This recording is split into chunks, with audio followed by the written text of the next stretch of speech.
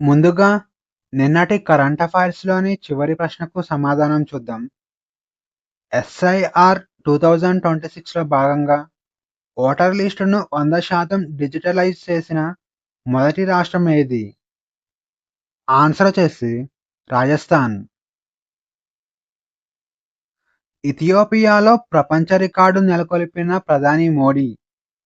ఇటీవల ఇథియోపియా దేశ పర్యటనకు వెళ్లిన మోడీను ఇథియోపియా ఆ దేశం యొక్క అత్యున్నత పౌర పురస్కారంతో గౌరవించింది. దీంతో ఈ పురస్కారం అందుకున్న మొట్టమొదటి విదేశీ ప్రపంచ నేతగా ప్రధాని మోడీ రికార్డు సృష్టించాడు. ఇక ఈ పురస్కారం పేరు చూస్తే the great honour Nishan of Ethiopia. ఈ అవార్డును ఇథియోపియా ప్రధానమంత్రి డాక్టర్ అబీ అహ్మద్ అలీ ప్రదానం చేశాడు. ఇక ఈ అవార్డును డిసెంబర్ 16న అడిస్ అబాబా నగరంలో నేషనల్ ప్యాలెస్‌లో ప్రదానం చేశారు. ఇక ఇది మోడీకి 28వ అంతర్జాతీయ అవార్డు. ఇక అత్యధిక అంతర్జాతీయ అవార్డ్స్ అందుకున్న ప్రధానిగా మోడీ నిలిచాడు. ఇక ఇథియోపియా యొక్క బేసిక్ ఇన్ఫర్మేషన్ చూస్తే ఇథియోపియా రాజధాని అడిస్ అబాబా. ఆఫ్రికన్ యూనియన్ ప్రధాన కార్యాలయం ఈ నగరంలోనే ఉంది. ఇక ఇథియోపియా యొక్క కరెన్సీ ఇథియోపియన్ బీర్. అలాగే ఇథియోపియా 11,04,300 స్క్వేర్ కిలోమీటర్స్ విస్తీర్ణంలో ఉంది. అలాగే ఇథియోపియా దేశంలో 10.9 కోట్ల జనాభా ఉన్నారు. ఇక అబీ అహ్మద్ అలీ ఇథియోపియా ప్రధానిగా ఉండగా టెయ్ అట్స్కే సెలాసీ ఇథియోపియా అధ్యక్షుడిగా ఉన్నాడు. జాతీయ విజయ్ దివాస్ 2025 2025 సంవత్సరంలో ఇండియా 54వ విజయ్ దివాస్‌ను జరుపుకుంటుంది. దీని యొక్క బ్యాక్‌గ్రౌండ్ చూస్తే 1971 మార్చిలో పాకిస్తాన్ ఆపరేషన్ సెర్చ్ పేరుతో బంగ్లాదేశ్‌లోని బెంగాలీలను అణచివేయాలని చూశారు. దీని కారణంగా దాదాపు 1 కోటి మంది శరణార్థులు ఇండియాలోకి ప్రవేశించారు. ఇక ఈ అణచివేతను అడ్డుకోవటానికి ఇండియా రంగంలోకి దిగింది. 1971 డిసెంబర్ 16న పాకిస్తాన్‌పై యుద్ధంలో ఇండియా విజయం సాధించి బంగ్లాదేశ్‌ను పాకిస్తాన్ నుంచి రక్షించింది.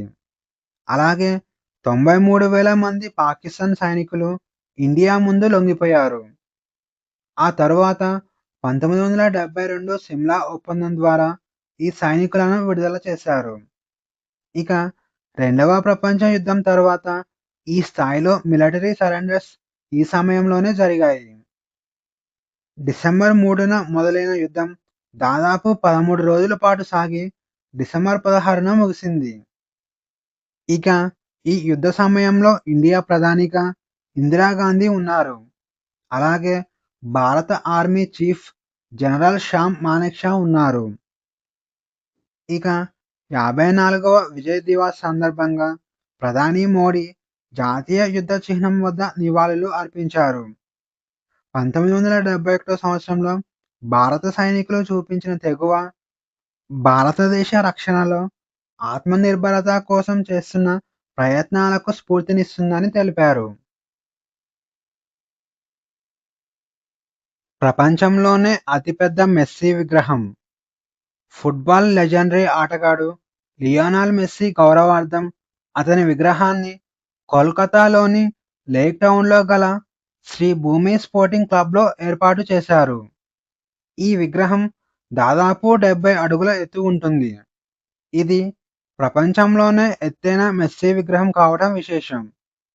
ఈ విగ్రహాన్ని ఇనుము మరియు ఫైబర్ గ్లాస్‌తో తయారు చేశారు.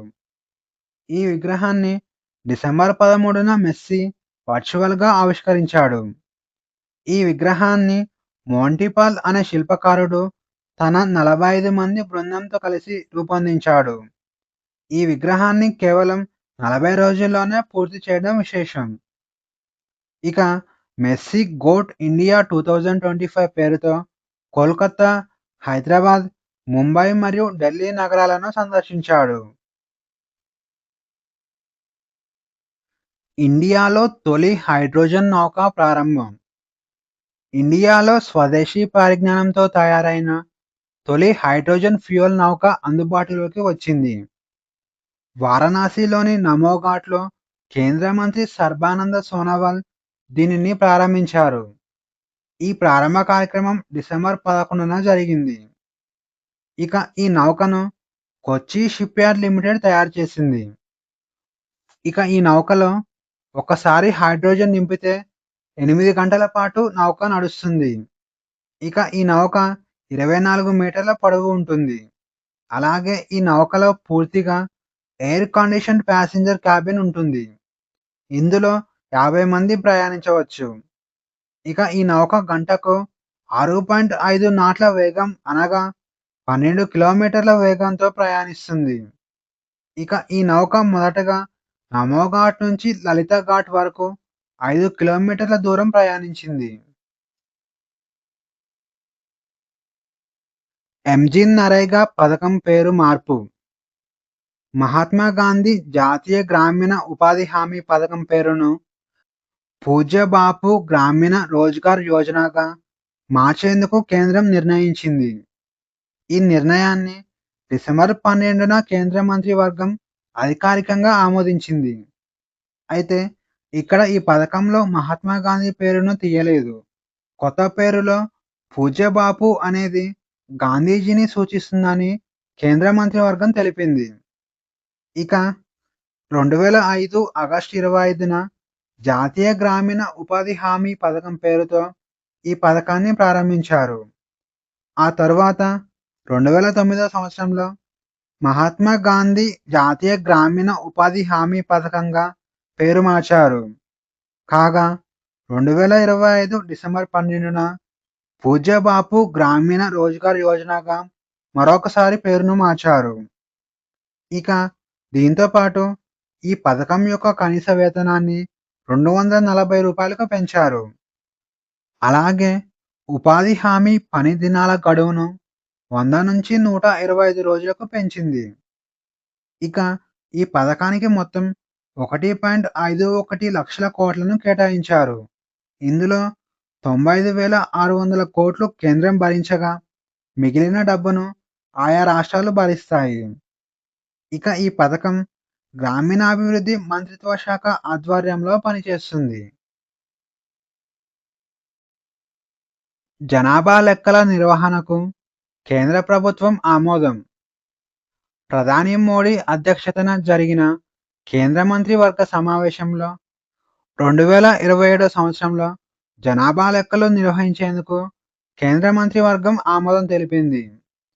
ఈ సమావేశం డిసెంబర్ 12, 2025న జరిగింది. ఇక ఈ జనాభా లెక్కల నిర్వహణకు 11,718.24 కోట్లను కేటాయించారు. ఇక ఈ జనాభా లెక్కలు 2 దశలలో జరుగుతాయి. మొదటి దశ 2026 ఏప్రిల్ నుంచి 2026 సెప్టెంబర్ వరకు జరుగుతాయి. ఈ దశలో గృహ గణన చేస్తారు. ఇక రెండవ దశ 2027 ఫిబ్రవరిలో నిర్వహిస్తారు. ఈ దశలో జనగణనను చేపడతారు. ఇక లడాఖ్, జమ్మూ కాశ్మీర్, హిమాచల్ ప్రదేశ్ మరియు ఉత్తరాఖండ్ రాష్ట్రాలలో మంచుతో కప్పబడిన ప్రాంతాలకు జనగణనను సెప్టెంబర్ 2026లో నిర్వహిస్తారు. ఇక ఈ కార్యక్రమానికి హోం మంత్రిత్వ శాఖ ఆధ్వర్యంలోని భారత రిజిస్టర్ జనరల్ మరియు సెన్సస్ కమిషనర్ కార్యాలయం నోడల్ ఏజెన్సీగా పనిచేయనుంది. ఇక ఇది ఇండియాకు తొలి డిజిటల్ జనాభా లెక్కలు కావడం విశేషం. అలాగే ఇది స్వాతంత్ర్యం అనంతరం 8వ జనాభా లెక్కలు మరియు మొత్తంగా 16వ జనాభా లెక్కలు. Global artificial intelligence index 2025. Global artificial intelligence ఇండెక్స్ను స్టాన్ఫోర్డ్ యూనివర్సిటీ రూపొందించింది. మొత్తం 7 అంశాల ఆధారంగా ఈ నివేదికను రూపొందించారు. అవి పరిశోధన మరియు అభివృద్ధి, ఆర్థిక వ్యవస్థ, మౌలిక సదుపాయాలు, పాలసీ మరియు పాలన, బాధ్యతాయుతమైన ఆర్టిఫిషియల్ ఇంటెలిజెన్స్, ప్రతిభ మరియు ప్రజాభిప్రాయం. ఇక ఈ ఇండెక్స్ యొక్క వివరాలు చూసుకుంటే 78.6 స్కోర్‌తో అమెరికా మొదటి స్థానంలో నిలవగా, చైనా 36.9 స్కోర్‌తో రెండవ స్థానంలో నిలిచింది.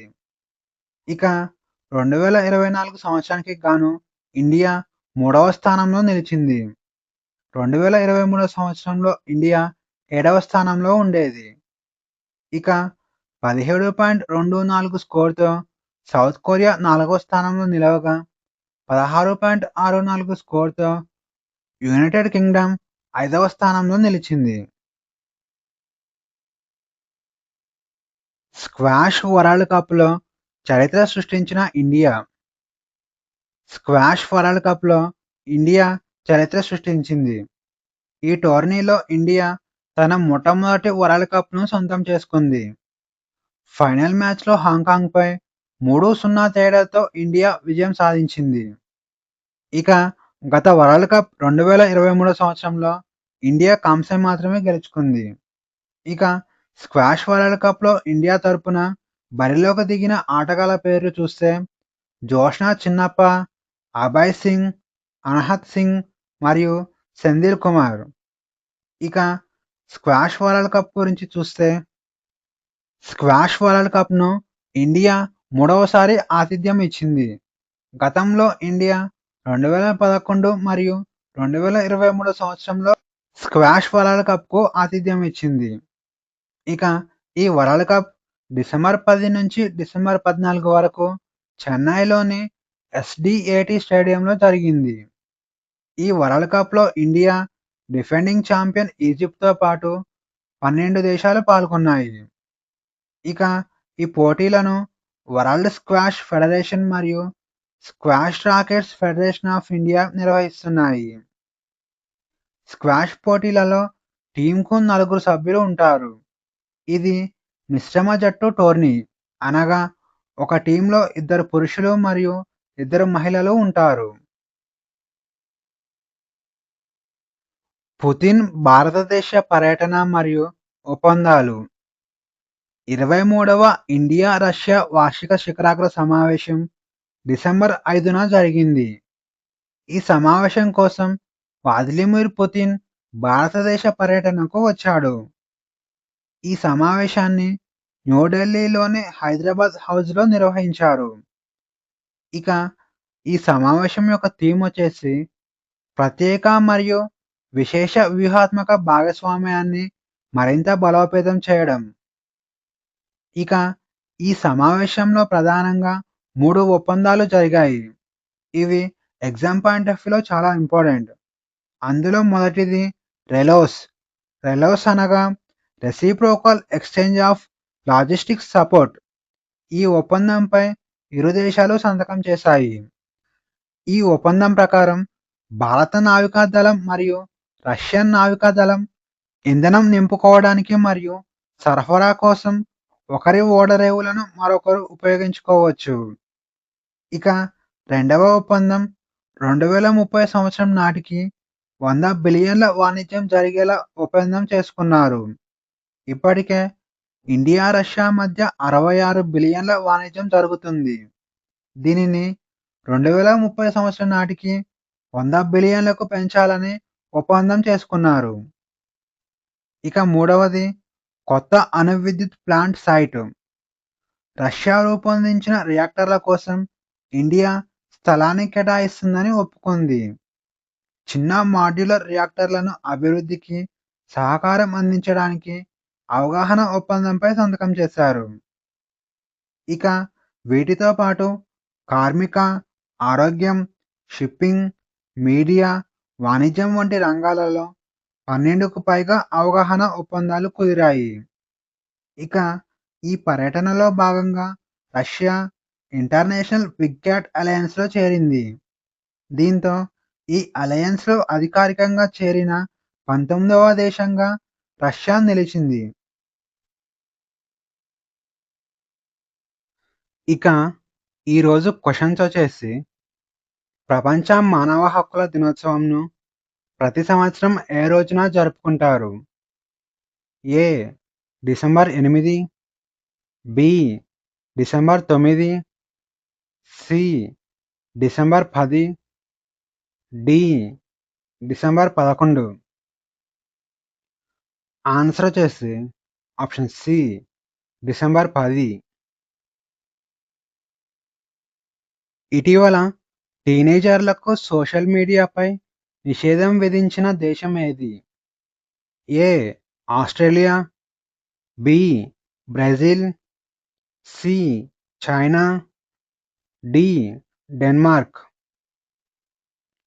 ఆన్సర్ వచ్చేసి ఆప్షన్ ఏ ఆస్ట్రేలియా. ఇటీవల ప్రపంచంలోనే అతిపెద్ద మెస్సీ విగ్రహాన్ని ఇండియాలోని ఏ నగరంలో నిర్మించారు? A Mumbai, B Kolkata, C Chennai, D Hyderabad. Answer వచ్చేసి ఆప్షన్ బి కోల్కతా. ఇండియాలో తొలి హైడ్రోజన్ నౌక ఏ రాష్ట్రంలో ప్రారంభమైంది? A Gujarat, B Andhra Pradesh, C Maharashtra, D Uttar Pradesh. Answer వచ్చేసి ఆప్షన్ డి ఉత్తరప్రదేశ్. ప్రాజెక్టు మహాదేవాను ఏ రాష్ట్రం ప్రారంభించింది? A Madhya Pradesh, B Uttar Pradesh, C Maharashtra, D Haryana. Answer వచ్చేసి ఆప్షన్ సి మహారాష్ట్ర.